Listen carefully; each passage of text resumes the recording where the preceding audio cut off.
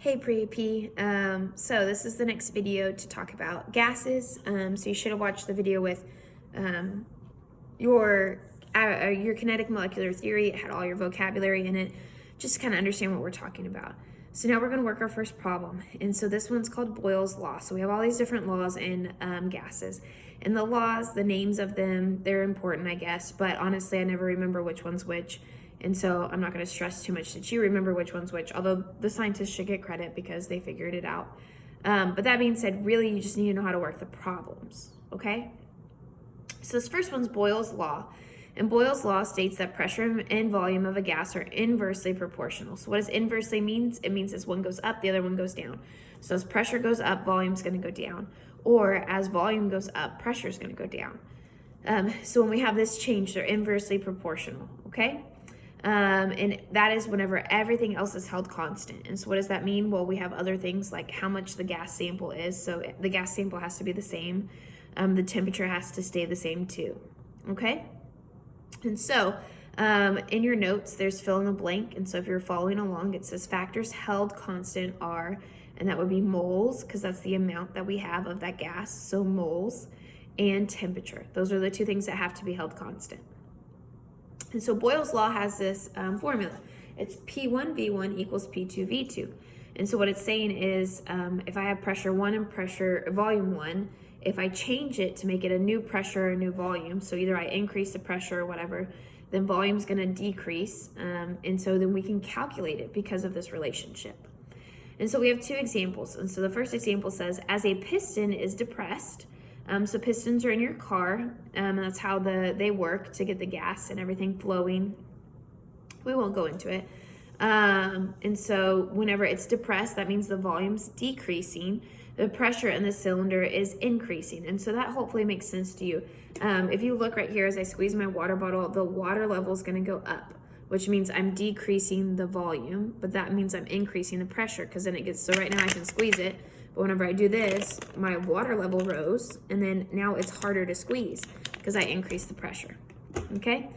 And so it says, the next example problem is one that will actually work out. It says, a gas is collected in a 242 milliliter container. The pressure of the gas is measured to be 0.865 atmospheres. What would the volume of the gas be at standard pressure? So it tells us that we have 242 milliliters. Okay, we like to do everything in liters.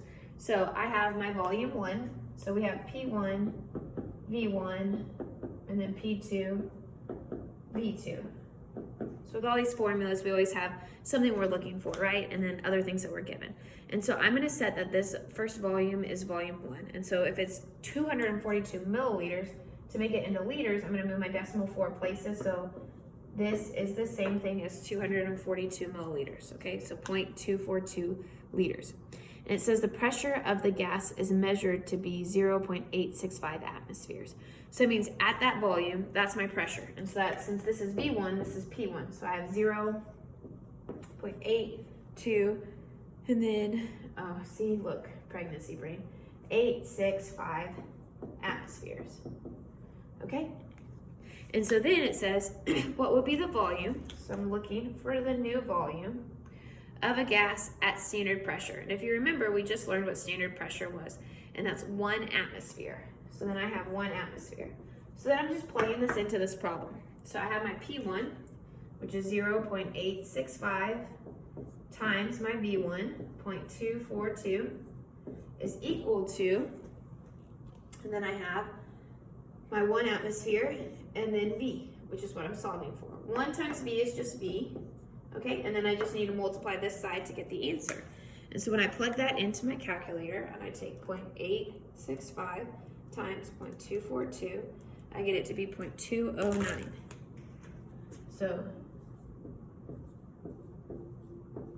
So my new volume is 0.209 liters. And so if you look here, my volume decreased, okay? But if you look here, my temperature increased, which fits, okay? So as pressure went up, volume went down. So they're inversely proportional, okay? Next up, we have Charles' law. Charles' law states that the volume and temperature of a gas are directly proportional. That means as volume goes up, temperature goes up. Okay, and so all the other factors that are held constant, so if you're filling in the blanks there, that would be moles and pressure. Moles and pressure have to be held constant for this to be true. And as you should note that all of our temperature must be worked in Kelvin. So we have this new formula, and it's V1 over T1 equals V2 over T2. Okay, so we have V1 over T1 equals V2 over T2. So then we have example problems, and just like the previous one, they're going to give us this list of stuff, and then we just have to solve. We have to figure out which one's which and solve. So we need to make sure that we keep the same scenarios together. So the first one's just a conceptual one, and so it says, example, as air in the hot air balloon is heated, the balloon expands. So as the temperature is going up, that volume expands in that hot air balloon. And then obviously to land, we cool down the temperature, and so as it cools, then the volume shrinks and you start to fall. A slow descent.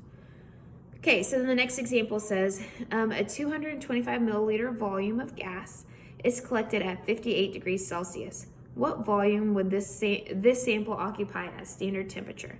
And so again, they said standard temperature, so we're going to get to it. But we just have all of our stuff. So we have our V1, our T1, our V2, and our T2. Now remember, if it's V1, that's scenario 1, and T1, and then V2, T2 would be scenario 2. So what's happening? We're changing it to something else. So a 225 milliliter volume. So I'm going to change it to liters. So we have that volume of a gas is collected at 58 degrees Celsius. So at 58 degrees Celsius, guess what? We can't work in Celsius. So how do you turn it into Kelvin? Well, we just add 273 to it. Okay? And that'll get us our temperature. So remember, temperature has to be done in Kelvin. Okay, and then it says what volume, so we're looking for volume, would this sample occupy at standard temperature? And so then standard temperature is 273 Kelvin. Okay? So then we're plugging in and we're solving. And so the first thing we're going to do is solve for temperature. So you take 58 plus 273. When I do that, I get 331. So 331 Kelvin. And so now we're going to plug in. Okay? So I have my V1. So I'm going to put that over here. 0.225 over my T1, which would be 331 Kelvin, equals my V2, which I don't know, over T2, which would be 273. Okay? To solve for this, you just need to cross multiply and divide by the third number. Okay? So it's a proportion, essentially. Cross multiply, divide by the third number. You can also solve it out. You could do this division right here, and then you need to get this to the other side, so you still multiply.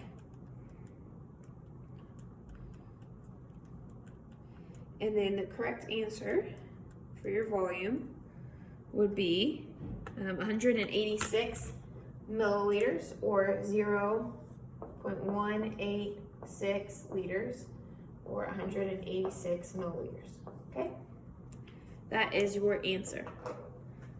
Hopefully, Boyle's law and Charles' law are making sense. It's just plugging in and solving for one variable.